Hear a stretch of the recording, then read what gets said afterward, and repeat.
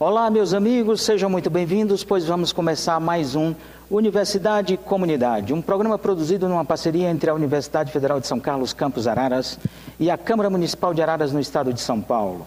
Vamos ao ar regularmente pela TV Câmara, mas você pode nos acompanhar também no YouTube. Acesse youtube.com.br, digite Universidade e Comunidade e lá você encontrará esse que é o nosso programa 77 e todo o nosso trabalho.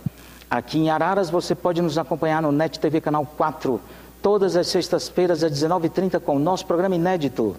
As nossas reprises acontecem aos domingos e terças-feiras também às 19h30 e às quartas-feiras às 20 horas. Esse é um trabalho de extensão da Universidade Federal, junto com a Câmara, como foi dito, que tem o propósito de aproximar Universidade e Comunidade. Assim começamos. Renata, tudo bem? Tudo bem, professor Josivaldo. Como é que você está? Tudo bem. Tudo jóia? Tudo jóia. E hoje nós temos a grata satisfação de receber para a nossa entrevista ele que é médico, o doutor Nelson Letísio. Tudo bem? Como vai, Nelson? Tudo bom? Muito obrigado pelo convite. Espero poder retribuir a delicadeza do convite. Nós aqui agradecemos, é uma honra recebê-los aqui. Recebê-lo aqui. Tá, ok. Vamos para os nossos destaques da semana, como fazemos sempre, Renata.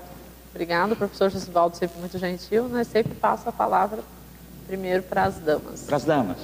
O pessoal que está em casa percebeu que no mês de abril estava quente, né? E o pessoal se perguntou, poxa, mas o verão não acabou, o inverno não vai chegar, né? Achou que era só aqui na nossa região, né? Na região de aqui, Araras, Rio Claro, enfim, né? A NASA afirma que o planeta teve o mês de abril mais quente da história. Então, não foi só aqui na região, né? Os cientistas falam de uma emergência climática, né? Então, a gente já tem discutido há alguns anos a questão do aquecimento global, né? Então, agora a gente já tem dados já até mais contundentes, né? A NASA diz que em abril desse ano, a temperatura marcou mais de 1 grau a mais do que a média desde 1951 até 1980. Né? Então, não foi só a impressão. Realmente, o planeta estava mais quente. Ficou bem mais quente, né? Nós temos sistematicamente comentado a respeito de aquecimento global aqui nesse programa. E com relação ao mês de abril, por ter sido mais quente, pela informação que eu também tive acesso, os últimos 4 meses registraram consecutivamente temperaturas muito quentes em relação aos anos anteriores. Isso parece que não tem fim. Parece emblemático o que está acontecendo, porque enquanto medidas a serem tomadas, nós não estamos vendo que elas ou não estão sendo tomadas ou não têm surtido o efeito que gostaríamos, né? Eu acho que as medidas não têm sido... As medidas que têm sido tomadas não são suficientes, né? Existem, as pessoas, as organizações têm tentado fugir da grande verdade, nós estamos destruindo. Né? Porque esse aquecimento global, isso especialistas, eu sou da área de biologia, mas existem especialistas de outras áreas do conhecimento que comentam que esses aquecimentos no planeta, eles são um evento comum. No entanto, as nossas ações estão agravando. Né? Entendi. Muito bem. Pois não. Tem os ciclos, né? Os ciclos da Terra. Que faz com que esse aquecimento exacerbe em determinados ciclos. Exatamente, o que a Renata falou. Nós temos que nos preocupar com isso. Os governos têm que se preocupar com isso.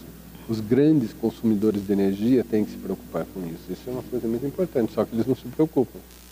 É um problema. E o que é mais interessante, que tem sido registrado aqui, doutor Nelson, nos nossos programas, já passou por aqui alguns dos especialistas em temas de energia alternativa, por exemplo, que elas já são palpáveis, nem se chama mais em energia alternativa, não se utilizaria mais o termo alternativo, porque ela de concreto. A questão é que, via de regra, envolve vontades políticas, né?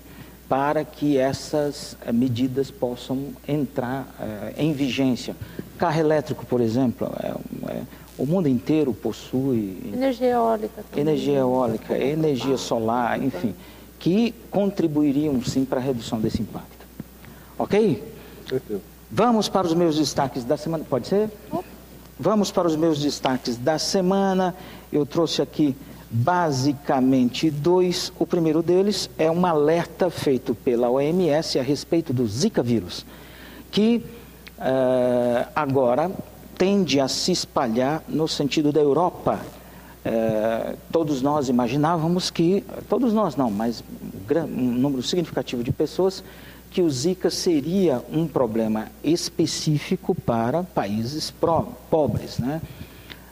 Porém, a mobilidade urbana a mobilidade, não necessariamente urbana, leva a Europa a se preocupar, a partir de agora, nesse mês de abril, nesse mês de maio, por conta do verão que se aproxima naqueles países, né? E acredita que a OMS, 18 países da Europa possam ser afetados de forma moderada pela doença. No Brasil, efetivamente, esse já é um problema muito sério que nós estamos enfrentando. Onde é que nós vamos parar com isso? Difícil, José. Controle? Difícil controlar, porque o mundo está ficando pequeno. Eu tenho um colega do Rio Grande do Sul que fala, o mundo é pequeno, porque ele viaja muito. Ele é um speaker de uma indústria de laser, e uma semana ele está aqui, outra semana ele está na Bélgica, na outra semana ele está nos Estados Unidos. Então são viagens rápidas, viagens que ele fica 1 ou 2 dias de volta, e isso, inúmeros CEOs de grandes companhias fazem isso direto. Você pode ver, a classe executiva, geralmente os aviões estão lotadas. Você vai pegar um avião para a Europa, por exemplo, você vai pegar a classe executiva, está lotada. Por quê? Vai olhar lá. Vários CEOs, vários agentes de grandes indústrias estão viajando para cima e para baixo constantemente. Entendi. Isso vai ser difícil o controle. Imagino. Muito bem. E o meu outro destaque, só a propósito, esse é o nosso programa 77, o nosso programa 78 será especificamente sobre Zika vírus. Você que está em casa nos assistindo terá a oportunidade de entender um pouco mais o que está acontecendo e o que se tem feito para amenizar esse problema. O meu segundo destaque da semana é a evolução do nosso mercado de trabalho, que continua a duras penas no Brasil.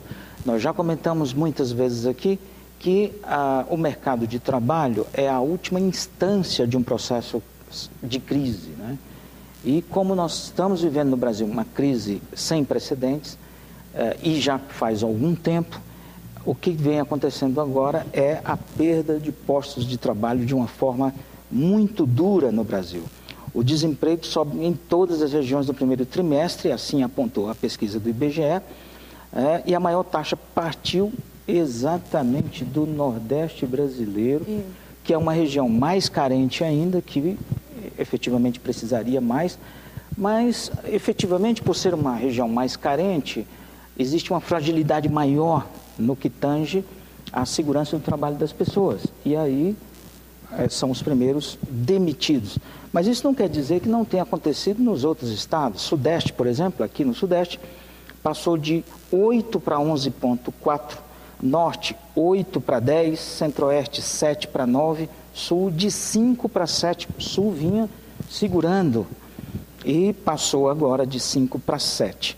A taxa de desemprego no Brasil, isso assusta substancialmente, está em 11,5, com tendência de ampliar, crescendo até o final do ano. E o que se comenta é o seguinte: nós já eliminamos em número de postos de empregos o equivalente a 10 anos. Né? Do que foi gerado em 10 anos, em 3 anos nós retrocedemos 10 anos. Esse é um problema muito, muito sério do nosso país. Pois não, Renato? Eu ouvi hoje uma notícia que uma grande cidade do Nordeste, que é muito famosa por ter festa junina, cancelou as suas festas pela crise.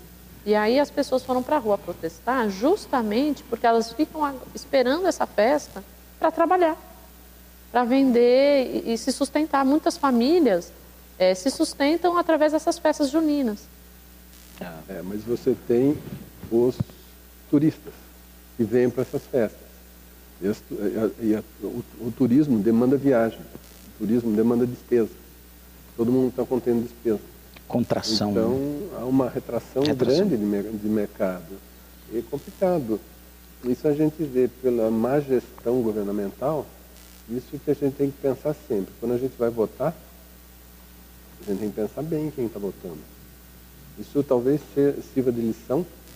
Você vê, toda essa crise está servindo para a gente dar valor para o judiciário, para a gente dar valor para o legislativo e para o executivo. Então, isso tudo talvez sirva de lição para que todos nós agora, na hora de votar, a gente pense bem na hora de votar. Claro. Porque isso é uma consequência a longo prazo. É o que nós estamos sentindo agora. Não podemos sair imunes desse processo, não. Né? Infelizmente, não. E que cada um, de fato, pense a respeito para que tenhamos um país melhor, conforme nós já comentamos outras vezes aqui. Né?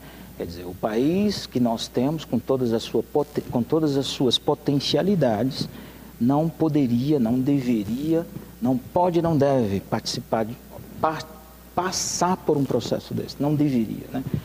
Uma pena, né? Uma pena e retrocessos, né? Muitos recursos nós temos. Muitos recursos. Ok? Podemos seguir? Sim. Vamos para a nossa entrevista da semana. Eu vou colocar meu óculos aqui para atender melhor. Hoje nós temos a grata satisfação de receber aqui o Dr. Nelson Letísio, ele que é médico nesse nosso programa 77. Ele é titular da Sociedade Brasileira de Cirurgia Plástica e fundador da Sociedade Brasileira em Laser, em Medicina e Cirurgia e membro da Sociedade Americana de Cirurgia Plástica, membro da Sociedade Internacional de Cirurgia Estética. Ele vem falar hoje para nós, nesse nosso programa 77, sobre cirurgia plástica. Doutor Nelson, é um prazer recebê-lo aqui. Muito obrigado pela sua visita, pela sua presença. Pelo convite. Você é de onde, Nelson? Sou daqui, Caipira, Rio Claro. De Rio Claro, Rio Clarense, nosso vizinho. Nelson, o que é cirurgia plástica? Professor, cirurgia plástica é uma especialidade muito ampla. Você tem o capítulo crânio-facial, você tem o capítulo de queimado, você tem o capítulo de traumatologia e você tem o capítulo de estética. O capítulo de estética é o que é mais difundido. É o do marketing. É o marketing. Infelizmente, às vezes, de um marketing um pouco tendencioso, um marketing não bem dirigido, que às vezes leva a população a achar que a cirurgia plástica tem toda uma aura atrás dela, que tem toda uma mágica atrás dela. Não tem, não. Cirurgia plástica e estética é só um capítulo da cirurgia plástica e é só um capítulo da medicina. Medicina é um assunto sério, que deve ser levado a sério. Então não se pode confundir. Às vezes pensam-se, vou fazer uma lipo. Nossa, como vai fazer uma lipo? Lipo é uma cirurgia, é uma liposutura. O profissional tem que ser treinado para fazer aquilo. Ele deve ser da área.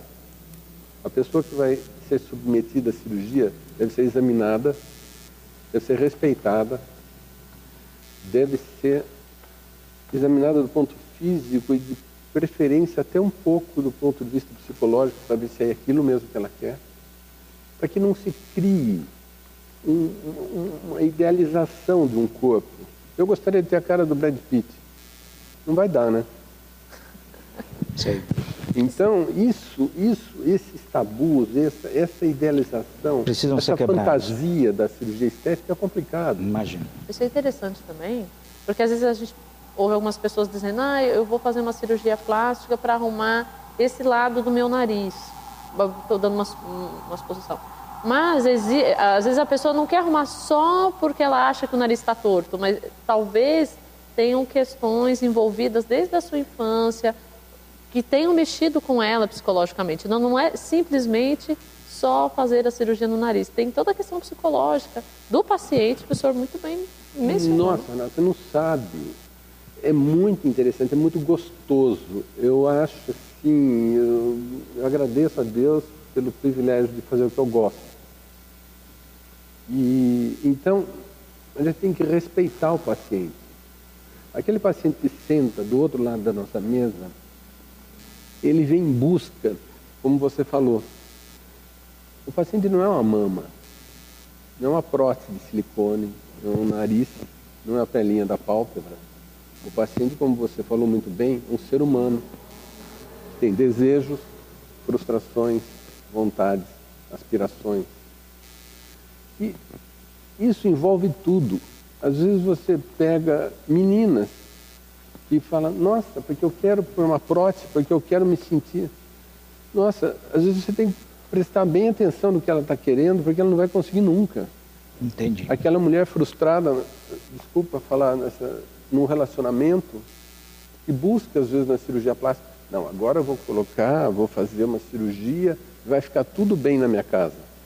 Mas qual o limite disso? Às vezes eu me pergunto, quando eu vejo determinadas situações que para mim elas são, não sei se a expressão é essa, me perdoe, bizarras, né? Sim, bizarro. Bizarras. E eu fico me perguntando a respeito do profissional que estaria envolvido naquele caso especificamente, né? Como é que se gerencia isso dentro da cirurgia plástica? Professor, eu estive agora na Alemanha, faz 3 semanas. Isso foi um ponto de discussão num congresso de altíssimo nível. Deram um exemplo do Michael Jackson, de uma outra atriz americana. Ela aos 28 anos, ela aos 52. Aos 52, como você falou, ela estava bizarra. Era uma mulher bonita. Então, no afã de sempre querer algo a mais, busca-se aí a crítica. O que os grandes nomes da cirurgia mundial estão lá se questionando, como o profissional chega a esse ponto. Como o profissional se sucumbe à vontade do paciente e endossa, porque se ele fez, ele endossou. Claro. Essa responsabilidade é muito grande. Eu imagino. Porque... Você ia falar? Não, porque é uma dúvida de Sofia, né? Porque eu sou um sujeito que primo pelo direito do indivíduo em fazer com o seu próprio corpo, com suas próprias diretrizes, aquilo que ele quiser. Sim. Porém, haveria um certo limite, dependendo do grau psíquico do indivíduo, sei lá, que o Estado, não sei se é isso, estabeleceria determinados limites. Eu acredito que isso é uma discussão ética terrível, né? Difícil. Porque as pessoas não se enxergam exatamente como elas são, né? Não. Isso aí chama-se dismorfismo. É o que o Michael Jackson, desculpa falar, eu gostava muito dele. Era um cara assim que eu sempre... Aquela tenacidade dele, ele queria a perfeição no que ele fazia. Inclusive fisicamente, né? Então, e esse dismorfismo é muito ruim. É aquela pessoa que malha na academia, o braço dele está uma perna. Mas ele se olha no espelho e se vê fraquinho. Então ele não vai encontrar nunca. É como o francês diz, chercher midi à 6 heures. Quer dizer, encontrar meio-dia, 6 da tarde, nunca. Então, você tem que tomar um cuidado muito grande, porque o psicológico das pessoas é muito interessante. As pessoas são polivalentes, as pessoas almejam muitas coisas. E nesse mundo, que a fulaninha que está agora, que ela é rainha do funk, que ela tem uma nádega grande, todo mundo quer ter nádega grande, o fulaninho que está com o nariz arrebitadinho, todo mundo quer ter o nariz arrebitadinho. Isso é ruim. Essas redes sociais, às vezes, canalizam as pessoas, pacificam os pensamentos. Claro. Então isso não é interessante. Aí volta aquilo que nós discutimos lá no Congresso, o profissional. Porque o profissional não pode ser levado por desejo de massa. O profissional ele foi treinado. O profissional estudou para aquilo, é a área dele. Claro. Isso que a crítica talvez às vezes venha disso. Chega uma moça como a Renata, numa molinha. Não, eu quero uma prótese de 500 ml. Nossa. Não vai dar certo. Sim. Não vai dar certo. Obrigada, você já me avisou. Mas essa é a grande verdade. E cabe ao profissional que tem o olho treinado. Eu faço isso há 30 anos. Não sou melhor nem pior que outros, muito pelo contrário. Estou tentando aprender. Mas cabe a gente que tem um pouco de experiência, falar, não, olha, colega, não é por aí. Não é aí que você vai encontrar um bom caminho para a tua vida. Como é que está o Brasil em relação a outros países nesse ramo da ciência médica, né? Que grau evolutivo, mais do que isso, em termos quantitativos também. Como é? Professor, é o seguinte, o Brasil ou é o primeiro ou é o segundo, ladeado pelos Estados Unidos. Agora, veja, atualmente, por questão de, talvez, de procura, dessa aura que está, nós temos mais cirurgiões plásticos americanos. Mais cirurgiões plásticos? Porém, a nossa população é bem menor que a deles, né? O americano está chegando a 300 milhões, nós estamos com 200. E nós temos mais cirurgiões plásticos que eles. Quer dizer, isso não é muito bom também. Não é um bom indicador, né? Não é um bom indicador. Agora, um bom indicador nosso, a medicina brasileira é muito boa. Nesse ramo especificamente? Não, em vários ramos. Nesse ramo especificamente, da cirurgia plástica? Especificamente em cirurgia plástica, nós somos primeiro ou segundo do mundo. Mas a medicina brasileira é muito boa. Isso é muito bom ouvir isso, porque as pessoas criticam... Desculpa interromper, doutor, mas é importante ouvir isso, porque critica-se tanto a saúde brasileira. Então, se a nossa medicina é uma das melhores, vamos dizer assim, se os médicos nossos são muito bons, então o problema não está aí. Não, nós não temos recursos. Exato. Imagina se eu chego em Quixeramobim, eu preciso de uma ressonância 3D para fazer um diagnóstico perfeito. Estou suspeitando que você está com tumor de hipófise. Que jeito vai fazer, né? Então é complicado. Eu sei.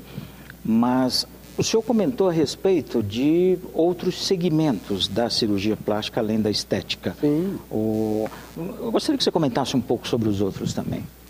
Veja, professor, queimado. Queimado é um capítulo muito grande da cirurgia plástica. O que tem de pessoas queimadas no nosso país é muito grande. Queimados por acidente doméstico, queimados por acidentes de trabalho, uma série de coisas. E nós temos, no Japão, eles conseguem tirar um paciente com quase 90% da área queimada. Aqui no Brasil, hoje não passa de 60%. 60%? Por quê? Nós não temos recursos para que aquele paciente tenha uma dieta específica, uma nutrição parenteral. No Japão eles têm umas camas que a pessoa fica rodando, então ela não fica apoiada sempre na mesma posição. Entende? Então eles conseguem recursos muito grandes. Então isso é uma faceta da cirurgia plástica, queimado. Tem cirurgiões especializados, porque o queimado não é aquele só cara que queimou, por exemplo, vamos fazer enxertia de gordura na nádega para deixar a nádega bonitinha, vamos colocar gordura aqui no sulco para ficar mais bonitinho. A gordura serve para regenerar a área queimada. A gordura é um tecido rico em célula-tronco mesenquimal. Se você pega gordura e coloca sobre uma área queimada, que está com aquele aspecto feio, faz um curativo, deixa 2 dias, injeta a gordura toda em volta, 2 dias depois é surpreendente o como melhora. O resultado, né? Com a nossa gordura. Então, são capítulos que as pessoas não desconhecem. E são interligados. Você veja, eu fui dar uma aula de enxertia de gordura na região órbito-palpebral, junto com o Nelson Piccolo, de Goiânia, que ele estava falando com enxertia de gordura para tratamento de queimado. Entendi. Então, é muito interessante. É uma área... Você sai daqui, não, vamos fazer um lifting, tudo bem, vamos fazer... Você tem o capítulo de crânio facial. O crânio facial são crianças que nascem com lábio leporino, síndrome de Cruzon, síndrome de Tricher-Collins. Pega uma síndrome de Cruzon, é uma cirurgia de 15 horas. Você tem que entrar com neurocirurgião, com otorrino, com o pessoal da crânio facial. Então, é enorme, é um capítulo muito grande. E é tudo cirurgia plástica. Eu sei. Entende? Então, tem que se desmistificar isso, que cirurgia plástica é prótese de silicone. Não é isso. Nossa, é muito além disso. Muito além. Claro. Tem que ser um profissional para querer fazer. Mas a cirurgia de prótese de silicone seria a mais realizada no Brasil ou não? Eu não sei, eu acho que a lipoescultura é maior. Sei. Porque, você veja, nem toda mulher quer colocar uma prótese, mas quase todas querem tirar uma gordurinha de um pneuzinho, uma barriguinha. A gravidez é uma bênção, porém tem um preço. Né? Você é mãe? Tenho uma filha de 3 anos. Não tem um preço? Tem. Seu corpo é o mesmo pós-gravidez? Então, Não é. sabe? Então, a lipoescultura, ela é muito abrangente. E ela foi idealizada pelo francês Yves Gérard Hilou, em 80. Em 85, ele já idealizou a lipoescultura. Então o pessoal fala, não, vamos fazer uma hidrolipo, dar uns nomes bem bonitos. Nossa, isso é o que o cara falou em 85. Entende? Então, são coisas assim, já consagradas, mas tem que ser respeitadas. Aquilo que o professor falou agora há pouco. Prótese muito exuberante. Não, eu fui no Congresso americano, o cara falou que ia injetar 800 ml de gordura em cada nádega. Isso é um absurdo. Isso é um absurdo. A pessoa, como você falou, fica bizarra. Entende? Tudo isso, então, acho que o bom senso é o que impera. No caso específico da Europa e Estados Unidos, o que efetivamente mais acontece nesses países, tendo em vista que você esteve num congresso agora há pouco tempo, perdão, e quais são as novidades que estão fervilhando nesse universo aí? As mesmas. O Brasil é um dos primeiros. A gente vai dar aula na Alemanha para ensinar os caras lá. Eles vão aprender com a gente aqui. A gente vai aprender nos Estados Unidos, eles vão aprender com a gente. Entendi. Entende? Então, hoje, nós somos bem melhores que a Europa. Tá? Nós estamos parelhos com os Estados Unidos. Mas com a Europa, nós somos bem mais avançados. Em termos de técnica, em termos de abordagem cirúrgica e de treinamento também. Eu vou fazer uma pergunta aqui que eu vou me atrever. O que Manda querem ver. as mulheres brasileiras, o que querem as mulheres europeias, o que desejam as mulheres americanas, né, do ponto de vista de cirurgia plástica? Primeiro, Renata, o charme da mulher brasileira é internacional. Olha, isso é verdade. Eu fiz uma parte do meu doutorado na França e quando eu dizia que era brasileira já... Exato. Você sentiu isso, né? Senti. Então, a brasileira, ela tem não sei, o termo não sei explicar. Um encantamento? Não sei se é um sex appeal, alguma coisa, maneira de falar, maneira de se vestir. Talvez porque nós vivamos num país muito ensolarado, muito quente. Sim. As pessoas são muito extrovertidas. O brasileiro beija, o brasileiro abraça, o brasileiro dá risada. Então, veste roupa insinuante. Hoje, você vê as meninas com aquelas sainhas muito curtas. Lógico que você vê em outros países também isso. Mas o charme da mulher brasileira é diferente. Você pode ver, tem um grupo de mulheres passando. De repente, você vê duas ou três, entre elas, brasileiras. Você vai ver que a maneira de sorrir, a maneira de falar, a maneira de conduzir uma conversa é diferente. Então, esse charme da mulher brasileira é diferente. Então, com isso, talvez a mulher brasileira busque mais. Ela se preocupe mais com a estética, se preocupe mais com a beleza e transpor essa beleza. Transpor para outro, porque é como a mulher não se veste para o homem, ela se veste para outra mulher. Então, é a mesma coisa. Então, talvez essa visão da mulher brasileira faça com que a gente tenha uma cirurgia plástica mais evoluída. Porque acaba alimentando. Exatamente. O que você... Nossa, muito boa essa professora. É uma autoalimentação, né? Então, elas buscam, a gente tem que correr atrás, a gente tem que aprender, a gente tem que dar cada vez mais. Eu faço cirurgia plástica há 30 anos. Nossa, eu acho que tenho que aprender muito. Entende? A cada cirurgia, a cada detalhe. Nossa, agora se eu puder fazer um pouco mais isso. E a exigência está aumentando cada vez mais. Elas pegam o celular, uma WhatsApp, uma para outra, outra para uma, outra para outra, entra no Google, isso. As pacientes chegam ao consultório agora, olha, eu gostaria de fazer uma prótese, mas eu gostaria de tal modelo, tal tamanho, tal isso. Então, são muito informatizadas. Imagino. E isso em outros países, principalmente da Europa, nossa, isso não existe. Não. Primeiro que eles têm 3 meses de verão, 9 meses de inverno, né? Quer dizer, ninguém se expõe muito. Sim. Então fica complicado. Fica mais difícil. Nelson, nosso tempo acabou, foi um prazer, muito rápido, mas foi um prazer muito grande a sua contribuição para desmistificar esse tema tão instigante, vamos dizer assim, que é a cirurgia plástica. Obrigada. É bom. Foi um grande prazer, Renata, professora. Muito obrigado. Espero ter correspondido ao convite. Mas claro que sim. Renata, foi um prazer. Mesmo. Nos vemos no nosso próximo programa, quem Sim. sabe. Ponto final em mais um Universidade e Comunidade. Esperamos revê-los em breve no nosso próximo programa. Tchau, até mais.